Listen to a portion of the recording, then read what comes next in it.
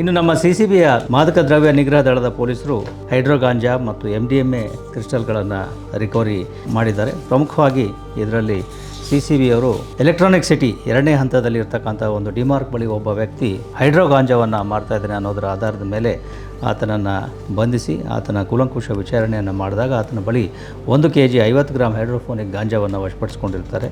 ನಂತರ ಆತ ಕೊಟ್ಟಿರ್ತಕ್ಕಂಥ ಮಾಹಿತಿ ಮೇರೆಗೆ ಆತನ ವಾಸವಿರುವ ಮನೆಯಿಂದ ಮತ್ತೆ ಸುಮಾರು 2 kg 454 ಗ್ರಾಂ ಹೈಡ್ರೋಫೋನಿಕ್ ಗಾಂಜಾವನ್ನು ವಶಪಡಿಸಿಕೊಂಡಿರ್ತಾರೆ.